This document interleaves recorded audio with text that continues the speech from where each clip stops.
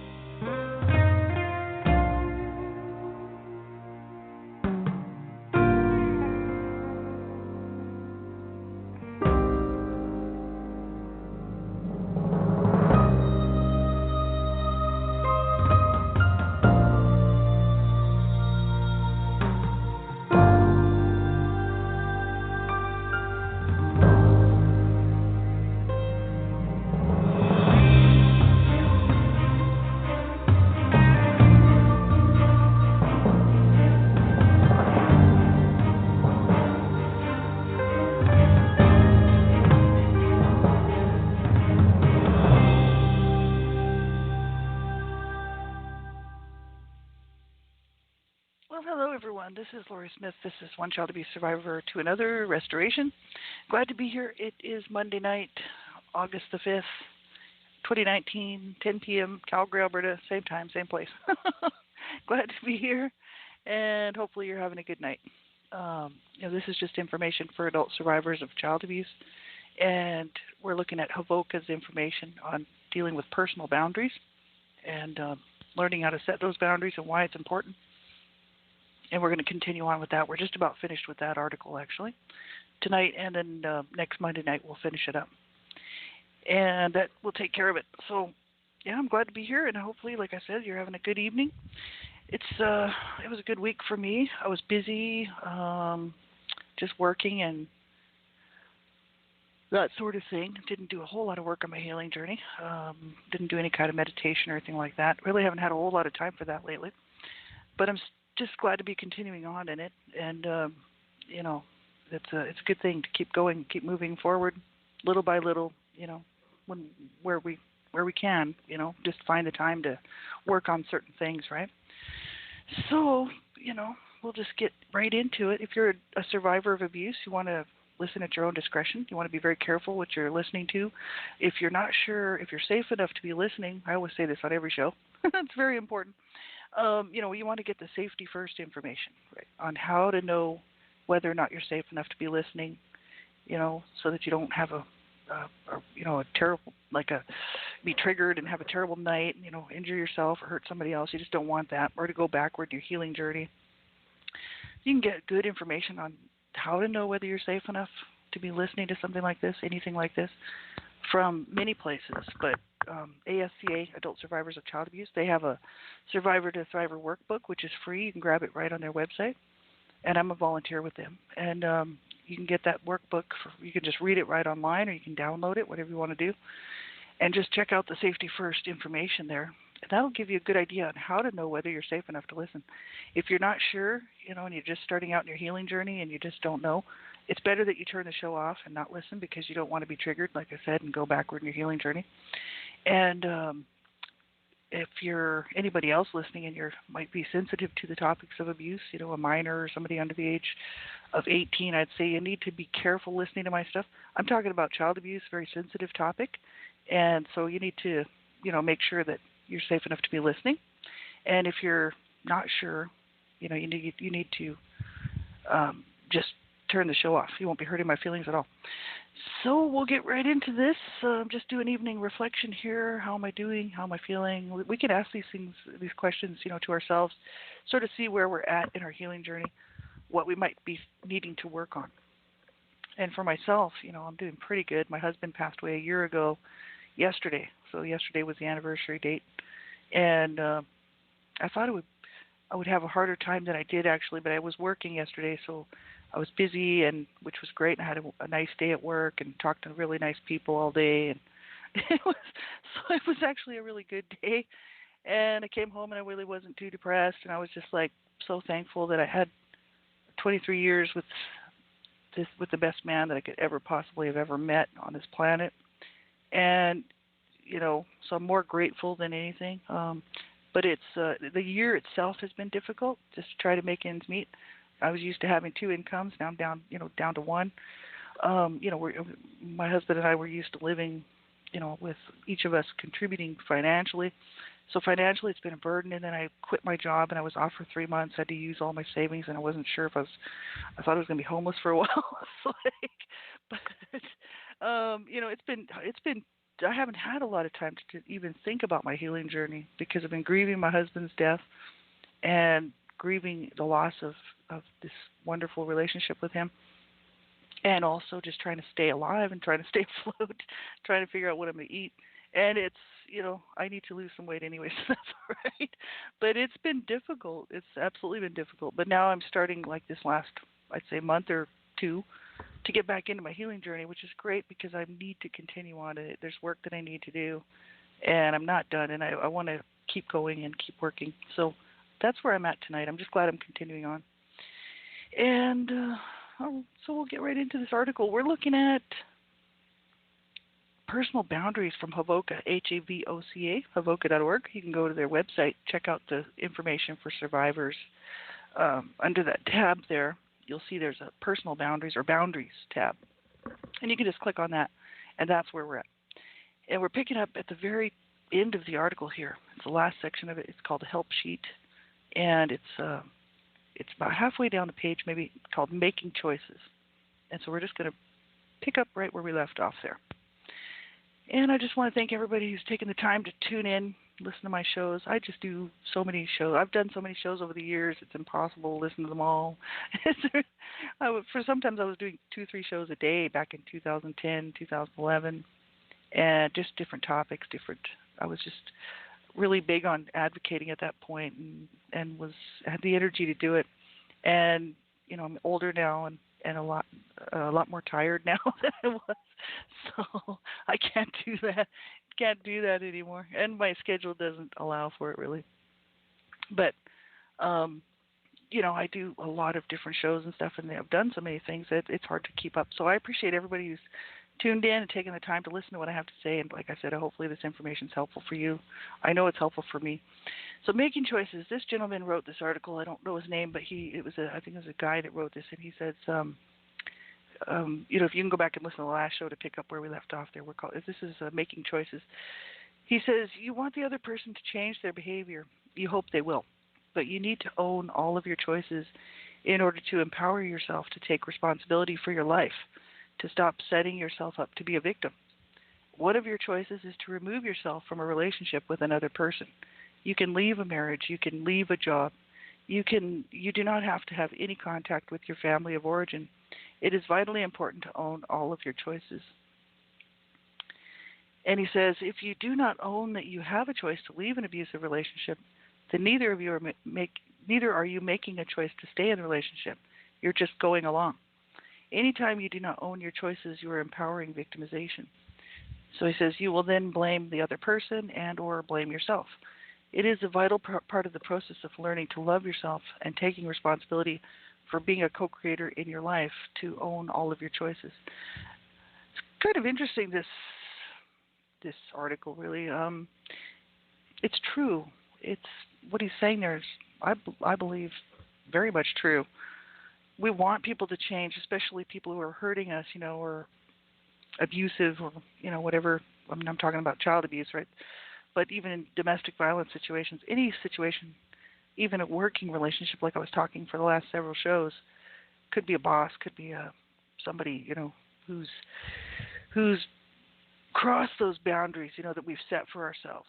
That, okay, I'm not going to allow, one of my boundaries is, and it's very strong, it's a little too strong, I think it's too rigid because I kick everybody out of my life, but at some point. But I'm learning the hard way, that you don't have to kick everybody out, just the people that are hurting you. And so, I've made this decision. Okay, I'm not going to allow anybody to abuse me ever again because I was abused as a child in every way you can possibly think of. And I mean, it's sick and horrible. It's tragic, really, that I had to go through all that. But the issue is, as an adult, I don't have to go through that. I don't have to stay in a relationship that's toxic. I don't have to stay in a relationship that's where I'm getting hurt, you know, and in any way, shape, or form. And it's my choice, you know, to stay or to remove myself. I really like what he has to say here. We need to own all of our choices in order to empower ourselves, to take responsibility for our life, right? And that's very true. As an adult, you know, being abused as a child and then growing up as a youth really with no information, abused in my youth as well, and just hating life, hating myself, hating you know, the destruction of my family. I really didn't learn how to be an adult. I never really thought I would live to be an adult, so I wasn't too concerned about it. But you know, then as I started to get older, I was like, man, I'm going to have to start like doing adult things, and I don't even know how to do this stuff. I had no information, so I had to start looking around to see who I could copy. You know, like healthy people that were living healthy lifestyles. It's like I got to try to get some information here. You know, so I can take responsibility for my life, right? I got off the drugs. I was a pretty heavy drug user until about the age of 21, 22, right in there somewhere, and decided that, you know, I didn't want to end up in the gutter dead from a drug overdose because that's where I was headed.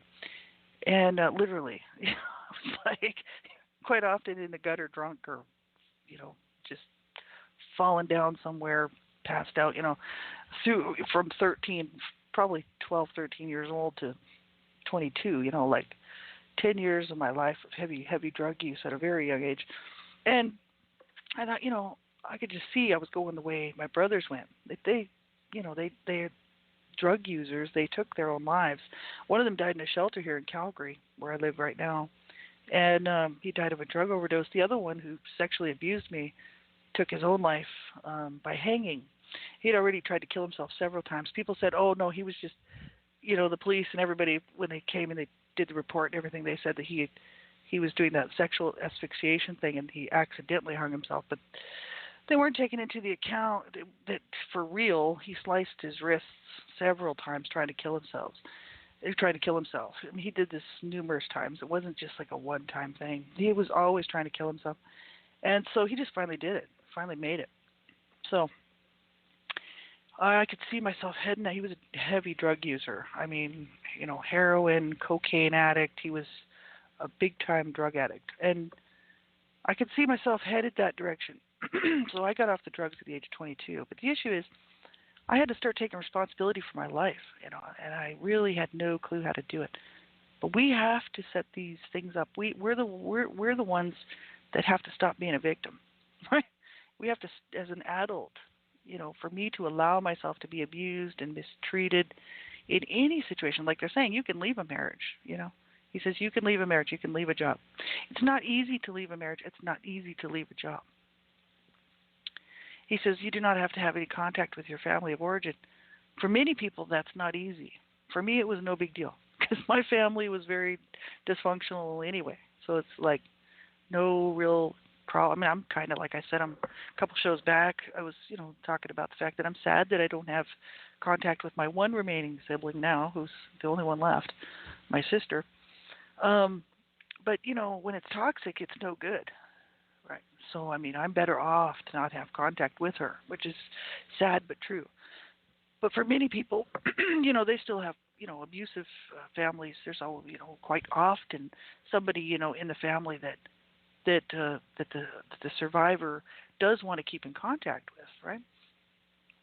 And if it's a healthy relationship, that's great. But if it's toxic, it's no good. So, but it's hard to leave these things. It's hard to leave a job. What are you going to do? It's like me. I mean, I've quite often quit jobs and just bugger off, you know.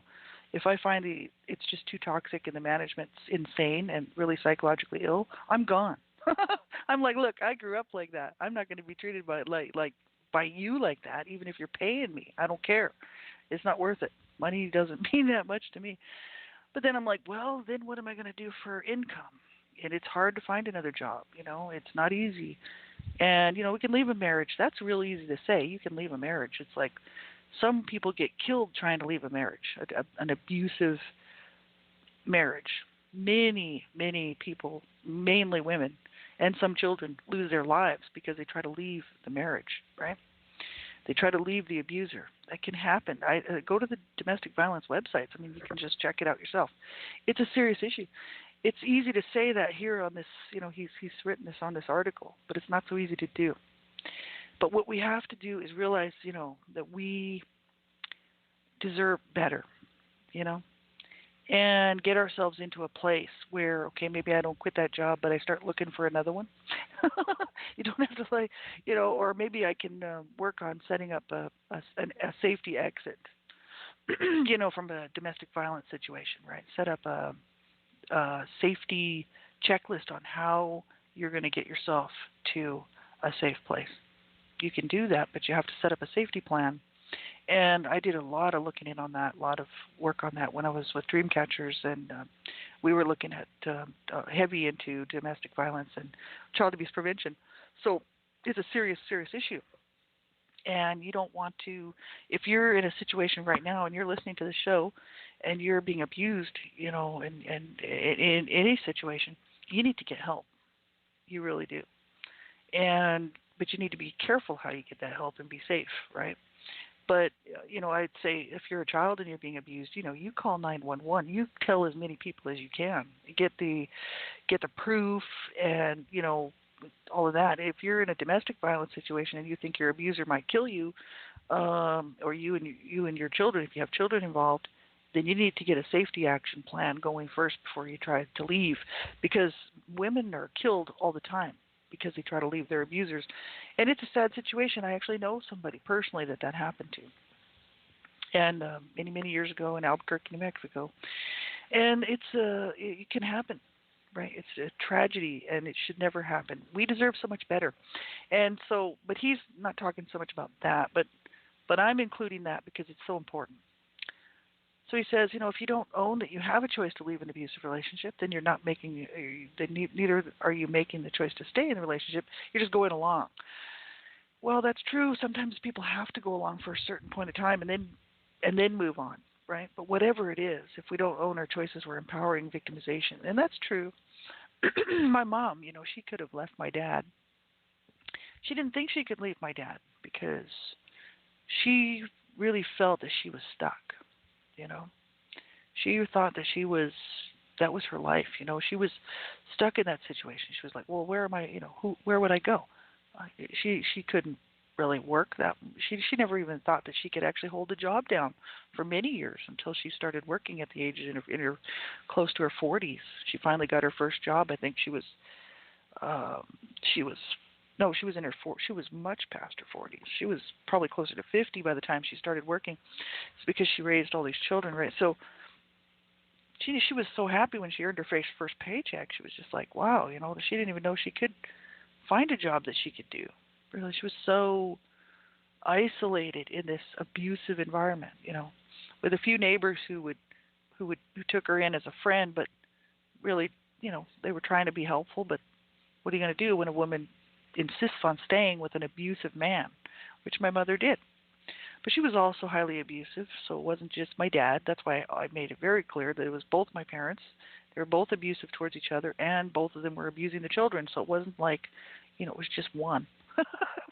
It was both of them. So pretty horrific, but that's just the way it was. And so he says, if we empower this victimization, this lifestyle of allowing ourselves to be abused, then we're just going to blame the other person who's doing the abusing, whoever it is, or we're going to blame ourselves. The vital process of learning to love ourselves and take responsibility for being a co-creator of our life, we have to own all of our choices. And that's very true. And you have to be careful with your choices and think them out. I sometimes, I'm getting better now that I'm getting older. I know when I was younger, not so much. I made very poor choices for myself. Very, very poor choices, which really, some of them I really lucked out on, and I think I had a guardian angel or something over me, because some of the things that I used to do, it could have gone so incredibly bad. I was just a young person, young girl on the streets running around. I was kidnapped a few times, and really I got out of it. And it's amazing how I got out of those situations. But I kind of think that it was just my guardian angel or something, because I could have been raped or anything. I had already been raped by my brother, but there were several situations where I was in bad situations, and I put myself there. People would say, well, it's your parents' fault for for abusing you and then causing you that you would rather be on the streets than be at home, right? But the issue is like, I never ran away, but my parents wouldn't have cared if I ran away. See, that's just the issue. But I would just be out late at night, running around, 2 or 3 days in a row at somebody else's house. They didn't know where I was, and they didn't care. So it's like, I'd get myself into some weird situations, and luckily, thankfully, got out of them without too much damage. But it did cause damage to my psyche, because then everybody was an abuser to me. I didn't trust anybody, and and I still have issues with that. People have to kind of prove themselves to be trustworthy with me, but I want people to trust me. So then, as an adult, I started to realize, I got to be responsible for the way I behave as an adult. I need to take responsibility for my life. I need to start making better choices for myself. And I started working on that, and I started in my 20s. And, it took me a while, but I finally started pulling it together and learning how to do the adult thing, right? And it was difficult, and it still is, because I still don't have a lot of the information. I'm missing a lot of information that should have been passed down to me, from healthy adults, right? So I have to get that from somebody else. But so it takes me longer. But I'm always behind the 8 ball. But it's okay, because eventually, right, I get it. I'm just always late. But it's better late than never, right? And sometimes I fall pretty hard, because when they don't have someone watching out for you to protect you in certain situations, even with advice or whatever.